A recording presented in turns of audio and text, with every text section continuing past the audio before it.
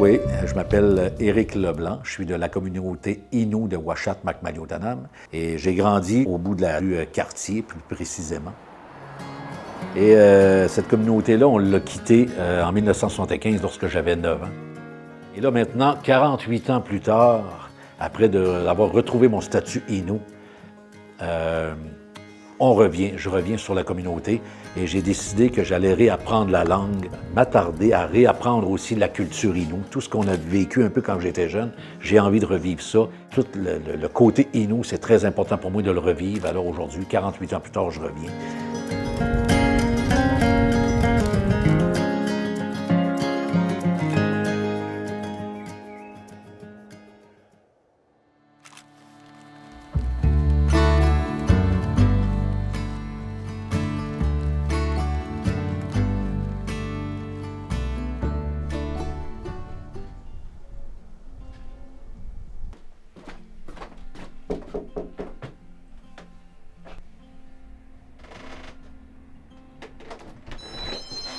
Oui, Mathilda. Oui, ça va, ouais. Alors, on se rencontre chez Création Poimou. Tu sais, c'est Mathilda Fontaine qui est la propriétaire ici. Puis Mathilda Fontaine fait partie de ma famille élargie, on va dire ça de même. Tu sais, dans le niveau de mon arbre généalogique, Mathilda Fontaine, en fait, le mot dit, Fontaine, ça vient de ma famille, Fontaine Leblanc.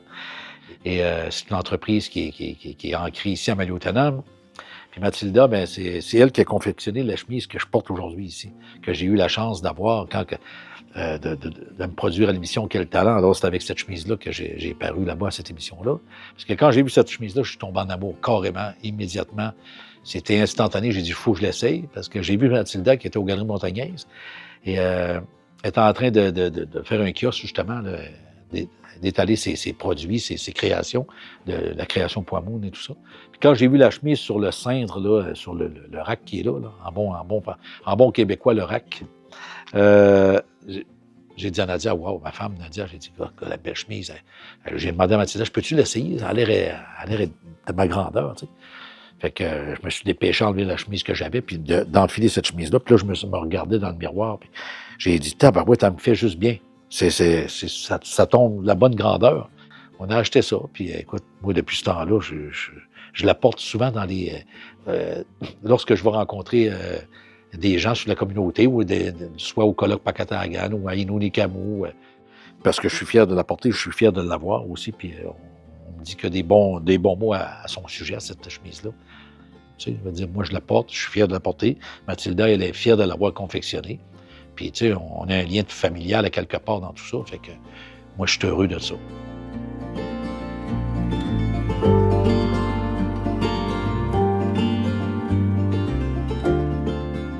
Merci de me recevoir chez toi. Hein? Ouais. Puis j'ai hâte d'en apprendre un peu, justement, sur la confection que tu as faite de cette belle œuvre d'art-là que tu as faite. Je peux te montrer. Ici, on est dans la boutique. OK. Ici, tu peux voir tous les tissus. OK. C'est tous des tissus à motifs autochtones. Oui, ben Fait qu'on travaille beaucoup dans les motifs autochtones. C'est ça notre spécialité avec Création Poimoun. Oui, c'est super Fait beau. que, Il y a beaucoup de couleurs, hein? Ouais. Ben oui, des couleurs Puis différentes. on vend des accessoires, on vend des vêtements, puis OK. l'autre bord, c'est l'atelier. L'atelier OK. de couture, tu Où peux est-ce que le venir. travail se fait? Oui, OK, parfait. où est-ce qu'on produit. Les vêtements traditionnels des Inuits sont intimement liés à leur mode de vie nomade, au climat nordique et au respect du territoire. Les femmes jouaient un rôle central et important dans la confection des vêtements. Les habits étaient souvent décorés de franges, de broderies et plus tard de perles colorées, pouvant refléter l'identité, la famille ou le territoire. Aujourd'hui, ces robes et chemises traditionnelles sont encore portées lors d'événements culturels ou de célébrations, comme symbole vivant de l'identité et de la fierté Innu. Je me présente Mathilda Fontaine. Je viens de la communauté de Maliotanam. Ici, on est à l'atelier des créations Poimoun. Cet après-midi, j'ai eu la visite d'Éric Leblanc. Je lui ai présenté, on a fait le tour de l'atelier et de la boutique. Et je lui ai parlé qu'est-ce qu'on fait ici aux Créations Poimoun. les confections, les cours que je donne, ou comme là, on est en train de préparer notre défilé, on est en train de faire la production de produits. Création Poimonde, c'est un atelier de couture.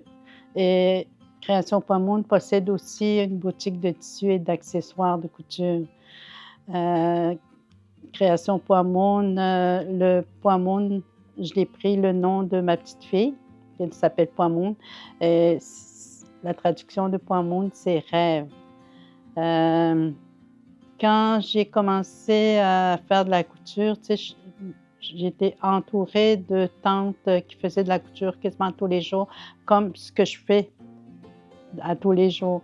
Et j'ai jamais eu l'idée de dire j'aimerais ça moi aussi faire un jour de la couture. Pourtant, on allait visiter ma tante, notre tante est toujours dans sa couture. Fait qu'à un moment donné, quand je me suis mariée, on a décidé de fonder la famille. Quand j'ai eu mon deuxième enfant, c'est un garçon, j'ai dit à mon conjoint, j'aimerais ça avoir les accessoires qui vont m'appartenir éventuellement, là, après la naissance du bébé. Parce que dans le temps, on ne faisait pas de baby shower, préparer la venue de l'enfant, puis tu reçois des cadeaux parce que c'était tabou. Fait qu'on disait tout le temps, achète pas tes affaires de bébé, attends ton accouchement, parce que des fois, s'il décède, c'est tabou, là. Fait que je tombe enceinte, là, mon mari, il me conseille, ramasse ton argent, fait que on ira magasiner avant d'accoucher. Fait qu'une semaine avant que j'accouche, là, on fait la tournée des magasins. Je dis à mon conjoint, chez Walco, tu vas acheter la couchette. Et il y avait un autre magasin, ça s'appelait comment que ça s'appelait? Attends une minute. Distribution du consommateur. Fait que ce magasin-là, c'était comme un genre de magasin Sears. Tu avais un catalogue, puis tu choisissais ton produit, puis là, tu marquais le numéro, puis tu allais au comptoir. Fait que là, au comptoir, ils te donnaient ce que tu veux acheter dans le fond. Fait que là, j'ai dit à mon conjoint, au magasin distributeur, le consommateur, je veux que tu achètes le banc de bébé. Fait que c'est ça, on continue notre tournée, puis l'autre semaine d'après, j'accouche, puis j'arrive chez nous. Lui, il est en train de monter la couchette. Puis là, j'avais hâte de voir mes achats, surtout le banc de bébé. Puis là, j'ai dit, il est où le banc de bébé? Là, il me dit, la boîte qui est là. Je regarde la boîte, ben non, ça se peut pas, c'est la grandeur. Tu sais, moi, j'imaginais que la boîte, elle serait plus grande. Fait que là, non, il dit, c'est là que tu m'avais envoyé, puis c'est là que j'ai sorti avec ça, cette boîte-là. Puis je regarde, on lui avait donné par erreur une machine à coudre. Une machine à coudre, je pense que c'est là qu'a commencé ma destinée de devenir un jour une couturière professionnelle. Parce que je me considère aujourd'hui comme une couturière professionnelle avec ce que j'ai en expérience, année d'expérience. Puis j'avais aussi suivi un cours en 2015-2016. J'ai obtenu mon diplôme en confection et c'est un cours de couture là, que tu apprenais. Mais dans le fond, moi, je suis allée suivre ce cours-là pour aller apprendre les vraies techniques de la couture. Fait que ce cours-là, je pense que ça m'a beaucoup donné un bon coup de main pour pouvoir faire ce que je fais aujourd'hui, là.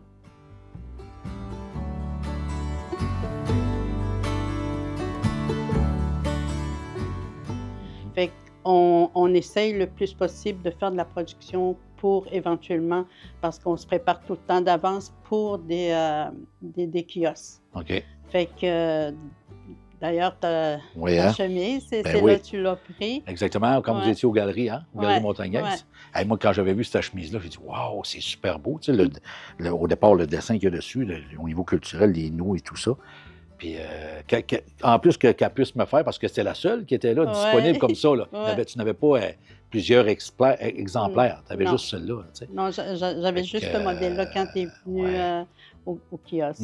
Ça a vraiment bien donné, en tout cas, parce que, écoute, moi, je C'était tombe fait en pour amour. toi. C'était fait pour moi, puis moi, j'adore.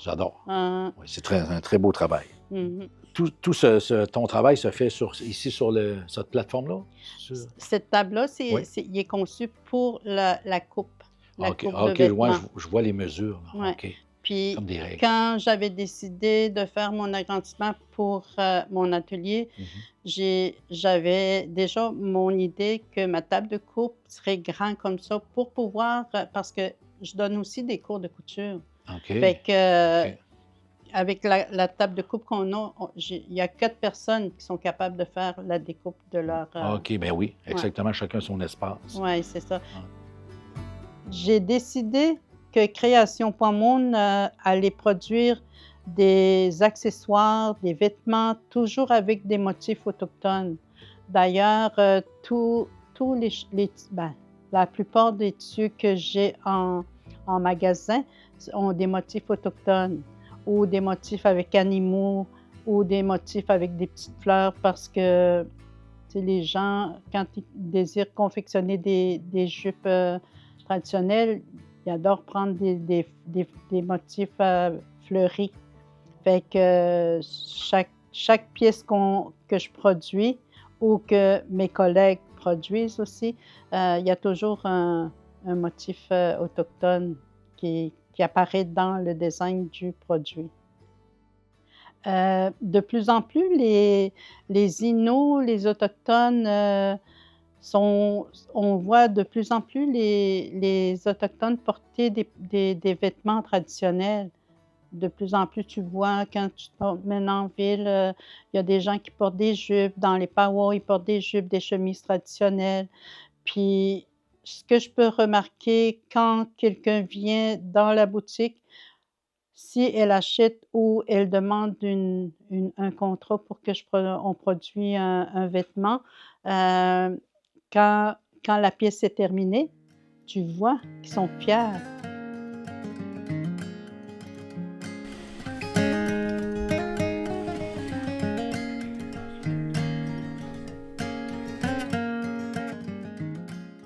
Il y a de la couleur, il y a toutes sortes de motifs chaque tissu, on dirait qu'il a son motif. Alors, puis il a l'air d'en avoir des milliers. Là.